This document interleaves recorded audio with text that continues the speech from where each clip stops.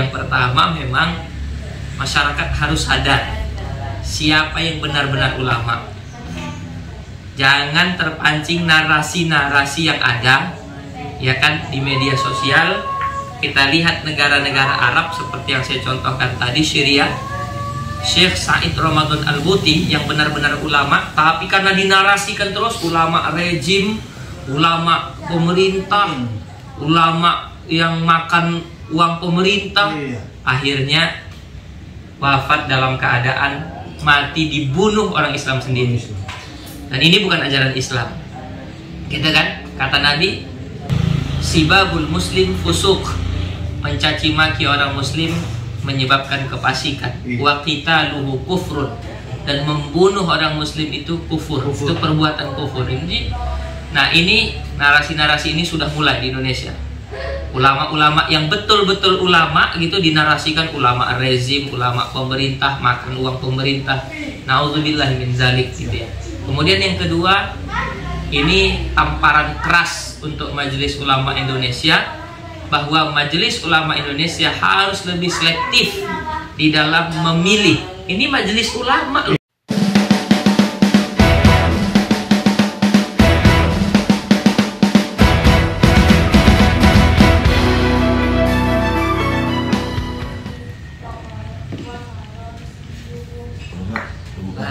Udah nggak usah lagi. Apa itu? Udah nggak usah. Suasana panas Ustaz. Panas nih ya. Dingin. Hari-hari pun panas. Ini perkara-perkara viral itu pun makin viral aja Ustaz. Gimana Ustaz? Apa namanya? Bening. Karena memang ini Ustaz ya kan. Kalau kita tengok kayaknya gara-gara apa namanya? Orang-orang yang terlalu banyak memelintir berita-berita, kondisinya makin runyam gitu. Makin banyak masalah-masalah baru yang timbul, justru makin aneh-aneh tengok belakangan gini. Jadi sebenarnya kan pihak-pihak yang awal-awal kemarin berupaya untuk mempelintir apa yang disampaikan oleh Menteri Agama, belakangan ini sepertinya banyak yang mulai sadar gitu. Seperti Roy Suryo, dia mengakui bahwa ternyata tidak ada Menteri Agama menyamakan suara azan dengan suara anjing. Mohon maaf, itu kan sudah diklarifikasi oleh Bapak Roy Suryo. Alhamdulillah beliau sadar gitu. Cuma ada hal-hal yang kurang tepat belakangan ini, ketika mereka merasa bahwa bahasa dari Menteri Agama itu kurang tepat. Seharusnya mereka yang maksudnya menggunakan cara yang lebih baik begitu. Saya berpikir kenapa misalnya kemarin yang bapak-bapak yang sholatnya itu sholat gerhana itu Amal Muji, ya, yang silap tuh kan, silap. Silap macam mana? Jubah ada mana? Orang kan mau Muji yang orang Arab nggak punya jubah. Sampai terpikir jangan-jangan dia imamnya di atas pula. Ya nggak mungkin lah, dia kan di belakang. Jubahnya pula kali-kali. Ada pula ini apa? Daber ya. Dabing. Awat tuh itu tinggal kurang kopi sama rokok ya. Allah. Maksud Allahu Akbar. Lebih lemah ada orang saya ada kopi rokok ya. Jadi gini, ini kan bapak ini kan yang saya dengar belakangan wakil ketua MUI. Iya, itulah. Wakil ketua MUI yang mendemo. Ketua MUI mana? Kelurahan, kecamatan. Wakil ketua MUI pusat. Wakil ketua MUI pusat yang mendemo MUI. Wah, ini. Seharusnya kan sebagai pengurus MUI, yang pertama ingin saya sampaikan, seharusnya sebagai wakil ketua MUI, seharusnya kan dia menyampaikan kepada ketua MUI Kiai Miftah. Kiai, gimana ini Kiai? Harusnya kan ini Menteri Agama kita panggil. Iya, solusi terbaik. Solusi terbaik kan. Kita tabayun. Iya. Kita klarifikasi. Kita panggil perwakilan ormas. Yang resmi ya pasti yang resmi, jangan yang sudah dibubarkan HTI, jangan dipanggil gitu. Jangan yang abal-abal, berdiri sendiri-sendiri. Yang resmi dipanggil, ini kan lebih elegan. Betul. Daripada mereka memelintir perkataan Menteri Agama. Dan hati-hati loh, ketika ada orang yang memfitnah saudaranya sesama muslim, jangankan sesama muslim, yang beda agama saja kita fitnah, otomatis Allah pasti membalas perbuatan kita. Itu jelas. Dan hari ini saya melihat Allah langsung membalas perbuatan orang-orang yang memfitnah Menteri Agama. Kita harus tahu bahwa beliau ini adalah anak ulama besar. Betul. Beliau ini adalah cucu ulama besar, wali min auliyaillah. Di kalangan ulama-ulama NU, beliau ini adalah cucu dari wali min auliyaillah. Ya. Jadi pastinya orang-orang yang mencoba untuk memfitnah beliau, menjatuhkan beliau, ini pastinya wali-wali tidak tinggal diam. Ya. Itu sudah pasti. Dan hari ini ternyata langsung Allah jawab. Jadi Bapak yang katanya waketum MUI itu yang sholat di atas, Ya. katanya karena terganggu dengan suara toa. Akhirnya Jadi demo bela toa tapi dipermalukan toa. iya.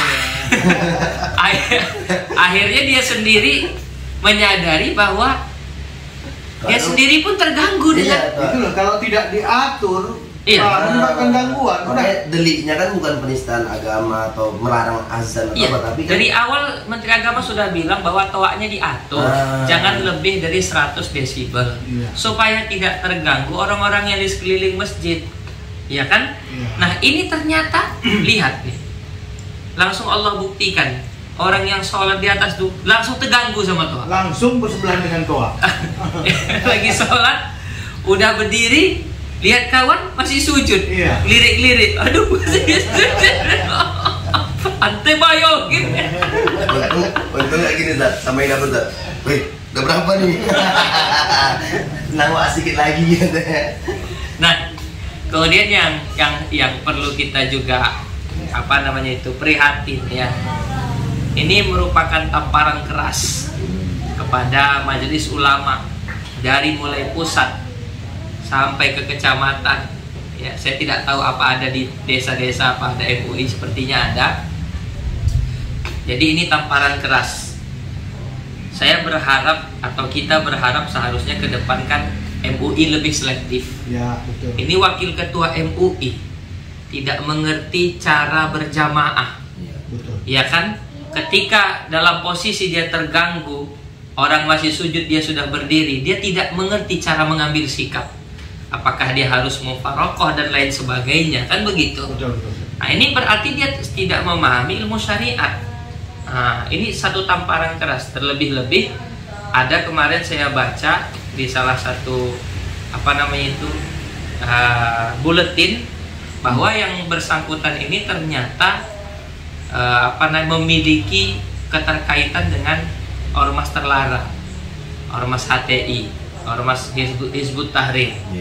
Nah, jadi ternyata benar bahwa banyak ormas-ormas yang mulai disusupi oleh organisasi-organisasi Hizbut Tahrir ini. Ya, makanya wajar kalau kemudian pemerintah mewanti-wanti seperti lembaga-lembaga negara, ya, seperti TNI, Polri, mewanti-wanti khawatir ada penyusup dari HTI dan lain sebagainya. Organisasinya udah bubar, ideologinya masih mengakar. Nah, iya. Nah ini luar biasanya Indonesia. Walaupun organisasi dibubarkan, tetapi pemerintah tidak berlaku semena-mena. Seharusnya kalau memang ini organisasi terlarang, orang-orangnya juga harusnya seperti di luar. Di beberapa negara itu ketika Hizbut Tahrir dibubarkan, di Arab Saudi Hizbut Tahrir dibubarkan, nggak boleh ada lagi, benderanya pun tidak boleh. Ini terlalu bebas. Kemarin demo masih ada bendera-bendera HTI gitu kan, bersebaran gitu. Nah ini sebenarnya bahaya nih sebenarnya gitu kalau tetap dibiarkan. Nanti terlalu gitu-gitu Ustaz bilangnya rejim Islam. Ya memang di negara-negara luar, di negara-negara di Syria lah kita lihat ya, di Syria itu kan akhirnya kan hancur lebur negaranya. Ada ulama Ahlus Sunnah wafat ditembak, dibom. Awalnya dibom, di video itu kita lihat belum meninggal, masih bangkit lagi, ditembak. Jadi ulama hari ini gini, anehnya di Indonesia ini, ulama-ulama yang betul-betul mengademkan, mengayomi masyarakat supaya tenang, tetap bersatu, dituduhlah ulama rezim. Seperti ini narasi-narasi ini sama seperti narasi yang sudah terjadi di luar negeri, yang di daerah-daerah Timur Tengah, seperti di Syria. Syekh Said Ramadan Al-Buti itu dituduh ulama rezim. Nah, karena dituduh ulama rezim, akhirnya gerakan-gerakan ini semakin kuat, didanai, dikasih senjata. Akhirnya Syekh Said Ramadan Al-Buti, ulama, seorang waliullah yang taat, ya, semoga Allah luaskan kubur beliau, akhirnya wafat di tangan umat Islam yang menuduh beliau ulama rezim. Jadi masyarakat harus kita sadarkan bahwa ini narasi-narasi yang tidak benar. Ini narasi-narasi yang benar. Ahlus Sunnah wal Jamaah tidak pernah diajarkan untuk memberontak negara yang sah. Itu tidak pernah diajarkan. Semua kitab-kitab Ahlus Sunnah tidak pernah mengajarkan seperti itu. Kita diminta untuk mendoakan, menasehati, klarifikasi. Nah ini satu kalau masyarakat kita membuka mata ya, melihat gitu, melihat dengan benar orang yang berjubah, berserban, luar biasa pakaiannya, ternyata dalam masalah sholat berjamaah saja belepotan gitu. Artinya bahwa atau adalah seperti, mohon maaf, yang kemarin mengumandangkan azan dicampur dengan suara anjing gitu. Iya. Karena ada itu yang bikin video itu. Iya betul. Dia azan terus ada guguk gitu. Siapa nama Sugi itu kan? Iya. Sugi atau Sugigi? Bukan, artinya begini, macam seperti dia ini. Huruf hijaiyah pun nggak hafal. Iya. Sudah jelas-jelas mengaku dia, mohon maaf, bukan kita merendahkan dia. Ini dia sudah jelas-jelas mengaku dia mantan bandit, mantan malin dan lain sebagainya. Kalau mantan, alhamdulillah. Yeah. Tapi jangan setelah jadi mantan tanpa ilmu yang memadai, tanpa ilmu yang cukup, tiba-tiba dia mengulamakan diri, mengustadkan diri gitu loh. Nah, dia mengustadkan diri sampai belakangan lihat itu kalau ini ini jelas-jelas penghinaan terhadap Islam. Azan dicampur sama suara anjing. Ini jelas dicampur. Mana yang menyuarakan itu? Mana orang-orang yang menyuarakan itu? Iya, betul. Mana yang kumpul? Demo, gak ada. Toh malah, aduh ya Allah, masih diundang ceramah. Gila dia. Inilah kadang-kadang kalau dibilang orang nih tukang becak bawa motor tank. Nah, gimana itu? Gimana itu? Sama ini, Ustaz. Itu bukan pantun. Tukang becak bawa motor tank dia. Jadi dia kalau misalnya nggak paham membahas itu, sama tukang becak ini biasa bawa roda 3, dayung. Begitu bawa motor tank, dayungnya di atas. Semua dilanggar, semua ditabrak, bencana jadinya. Jadi nggak bisa. Orang yang nggak paham kayak kata Ustaz tadi itu nggak betul-betul nggak mengetahui, atau dia belum cukup keilmuannya, tiba-tiba sudah bicara tentang agama. Iya. Nah, ini bicara pula dengan kaidah katanya, pakai dalil akli pula dia katanya. Dalil. Berdasarkan kalau jamaah senang, berarti benar. Bukan dalil akli, dalil perasaan. Ya itu yang bahaya, itu kan sama seperti gini misalnya seorang yang tidak pernah mempelajari tentang masalah kedokteran, ya kan, tiba-tiba buka rumah sakit, jadi dokter tiba-tiba, nyuntik orang, orang sakit gula disuntik obat tidur, biar tidur aja, operasi mau buka bayi gunting kan, orang gunting dokter gunting bedah kan, dia gunting kuku.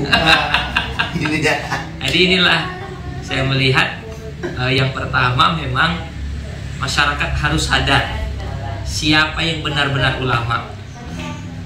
Jangan terpancing narasi-narasi yang ada, ya kan, di media sosial. Kita lihat negara-negara Arab seperti yang saya contohkan tadi, Syria. Syekh Said Ramadan Al-Buti yang benar-benar ulama, tapi karena dinarasikan terus ulama rezim, ulama pemerintah, ulama yang makan uang pemerintah, akhirnya wafat dalam keadaan mati dibunuh orang Islam sendiri. Dan ini bukan ajaran Islam. Gitu kan? Kata Nabi, sibabul muslim fusuk, mencaci maki orang muslim menyebabkan kefasikan. Wa qitaluhu kufrun, dan membunuh orang muslim itu kufur. Itu perbuatan kufur. Nah, ini narasi-narasi ini sudah mulai di Indonesia. Ulama-ulama yang betul-betul ulama gitu dinarasikan, ulama rezim, ulama pemerintah, makan uang pemerintah. Nauzubillah min zalik gitu ya. Kemudian yang kedua, ini tamparan keras untuk Majelis Ulama Indonesia, bahwa Majelis Ulama Indonesia harus lebih selektif di dalam memilih. Ini majelis ulama loh. Iya, kunci. Iya. Kunci. Jangan pakaiannya saja yang ulama. Ulama itu adalah orang yang takut kepada Allah Subhanahu wa taala, yang memiliki ilmu-ilmu ya, daripada ilmu-ilmu yang diajarkan oleh Rasulullah SAW sebagai pewaris Nabi SAW. Bukan hanya mewarisi jubahnya saja, bukan hanya mewarisi serbannya saja. Betul. Karena Abu Jahal dan Abu Lahab juga mewariskan serban dan jubah gitu. Tapi Nabi itu mewariskan ilmu, mewariskan akhlak. Ya.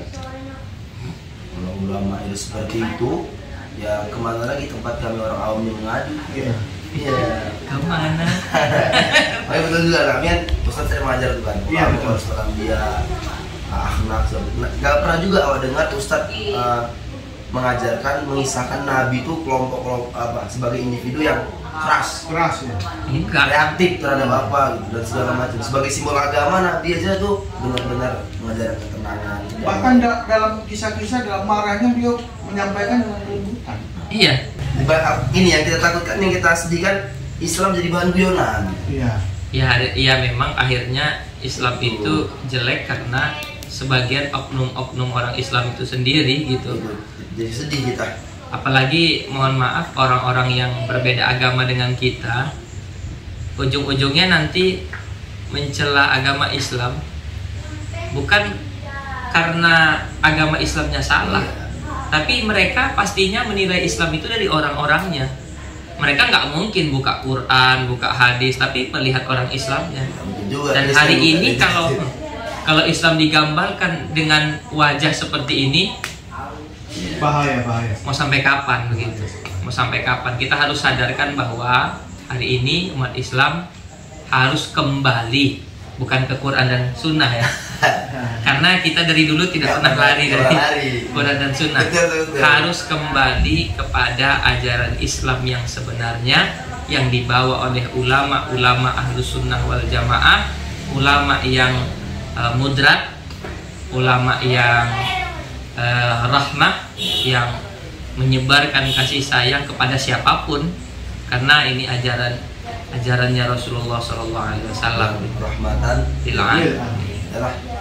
Panas tadi ya. Kita minum dulu.